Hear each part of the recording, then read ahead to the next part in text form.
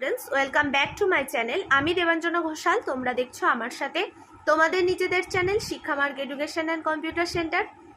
প্রথমেই তোমাদের অনেক অনেক ভালোবাসা। এইভাবে 1-2 মাস আমি ভিডিও দিইনি বলে তোমরা যেভাবে আমার খোঁজ নিয়েছো, আসলে আমার বিয়ের জন্য আমি ভিডিও দিতে পারিনি। আমার অফলাইন অনলাইন ব্যাচের ছেলেমেয়েদেরকেও আমি আর কি এই 10-12 দিন, মানে এই 1 তারিখে আমার বিয়ে ছিল, তার আগে একটুখানি ছুটি দিতে হয়েছিল আমাকে। তো সেই হিসেবে তোমাদের সাথেও আমি ভিডিও শেয়ার করতে পারিনি। তার জন্য তোমরা এতটা ভালোবাসা দিয়েছো, প্রত্যেকে জিজ্ঞাসা করেছো, সেই জন্য তোমাদেরকেও অসংখ্য ভালোবাসা। দেখো, তোমাদের পরীক্ষাটা কাছে, সেই হিসাবে তোমরা বারবার বলেছো। তো অলরেডি বাংলা ডিএসসি এবং এডুকেশন ডিএসসি যেটা পেপার, সেগুলো দুটোরই আমি সাজেশান পোস্ট করেছি। তোমাদের কাছে আমি 4-5 দিন সময় চাইছি, এর মধ্যেই তোমরা সমস্ত সাজেশান পেয়ে যাবে। সমস্ত সাজেশান রেডি হচ্ছে। সেন্টার ছুটি ছিল বলে, ছুটি দিয়েছিলাম বলে আমি রেডি করতে পারিনি। আবার একদম যেরম আগের নিয়মে সব কিছু চলতো, তো সেইভাবেই চলছে, কোনো অসুবিধা হবে না আর। তো দেখো, আজকের যেটা আলোচ্য বিষয় সেটা হচ্ছে Bardhaman university BA 6 semester general ইতিহাসের সাজেশান 2024 সালের জন্য। যে প্রশ্নগুলো আমার মনে হয়েছে খুবই গুরুত্বপূর্ণ, সেই প্রশ্নগুলি আমি তোমাদের সাথে শেয়ার করে দিচ্ছি। আজ আমি আমার অফলাইন আর অনলাইন ব্যাচ ছেলেমেয়েদের সাথেও এই সাজেশানটাই দিয়েছি। বাংলা টাংলাগুলো কিন্তু দিতে পারিনি, তোমাদেরই আগে দিয়েছি। এবং ইতিহাসটা আজ সকালের ব্যাচেই দিয়েছি বলে তোমাদের সাথেও শেয়ার করে দিচ্ছি। যদি তোমাদের মনে হয় ভিডিওগুলো তোমাদের একটু উপকারে আসছে, তাহলে অবশ্যই তোমরা চ্যানেলটাকে সাবস্ক্রাইব করে অল নোটিফিকেশানটা অন করে দিও। তাহলে আমি যখনই ভিডিওগুলো দেবো তোমাদের কাছে নোটিফিকেশান চলে যাবে। আর অবশ্যই বন্ধুদের মাঝে বেশি বেশি করে শেয়ার করো, কারণ তোমার একটা শেয়ারিংয়ে তোমার বন্ধুটার হয়তো অনেক বেশি উপকার হতে পারে। এবং যেহেতু আমি সমস্ত সেমিস্টারের সাজেশান দিই, মানে আমার সেন্টারে চলতি বছরে যে স্টুডেন্টরা ভর্তি হয় একাদশ দ্বাদশ থেকে একদম বিএ 6 সেমিস্টার অবধি, মেজর মাইনর সমস্ত সাজেশান যেগুলো আমার সেন্টারে চলতি বছরে ভর্তি হয়, সেই সমস্ত সাজেশান আমি পোস্ট করে থাকি। তাই তোমরা তোমাদের ভাই বোনদের সাথেও একটু শেয়ার করে দিও, কারণ তাদেরও একটু উপকার হলেও হতে পারে। তো চলো আজকের আলোচ্য বিষয়ে প্রবেশ করা যাক। আর তোমরা যারা যারা নোটস পারচেস করতে চাও, তারা 8609778925 এই নাম্বারে হোয়াটসঅ্যাপ করো। সেন্টারের নাম্বার, সমস্ত ডিটেলস তোমাদেরকে বলে দেওয়া হবে। তাহলে চলো আজকের আলোচ্য বিষয়ে প্রবেশ করা যাক।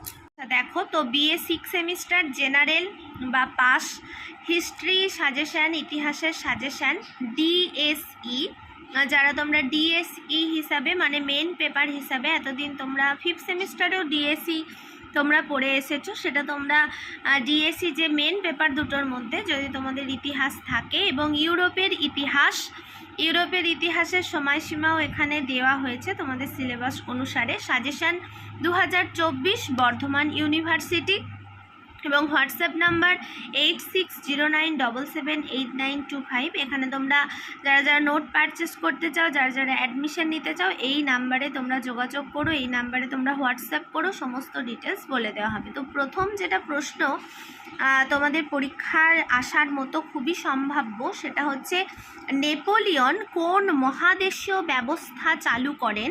অথবা প্রশ্নটা এইভাবে দিতে পারে যে নেপোলিয়ন বোনাপার্টের পতনের কারণগুলি আলোচনা করো।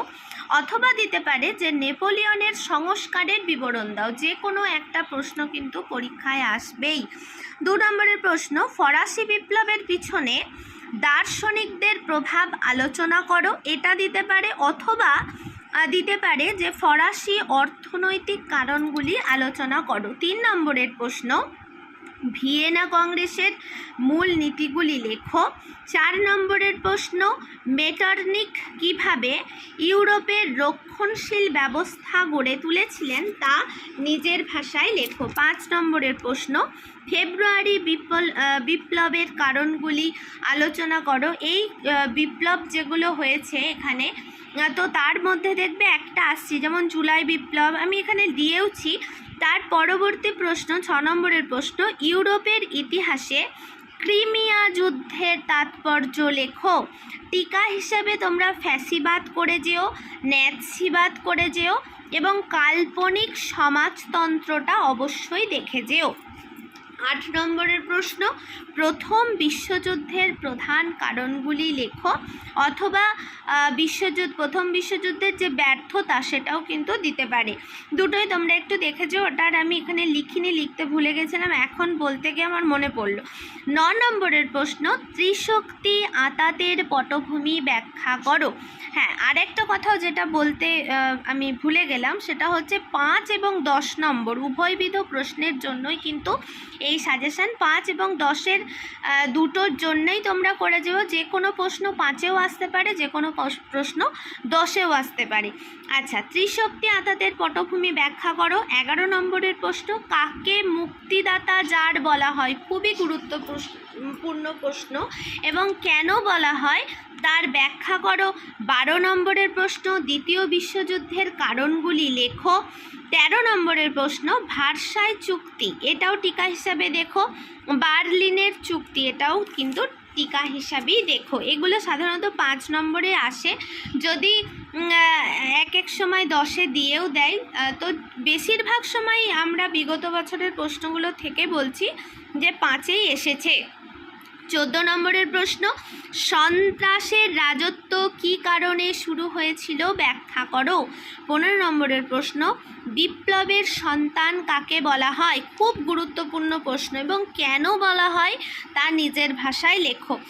পরবর্তী প্রশ্ন, জুলাই বিপ্লবের কারণগুলি লেখো। এবং 17 নম্বরের শেষ প্রশ্ন, মিউনিক চুক্তির আন্তর্জাতিক গুরুত্ব লেখো। অর্থাৎ তোমরা 2024 সালে যারা ডিএসসি পেপার হিসাবে ইতিহাসকে রেখেছো, তারা অবশ্যই এই 17টা প্রশ্ন 5 নম্বর ও 10 নম্বরের জন্য করে যেও।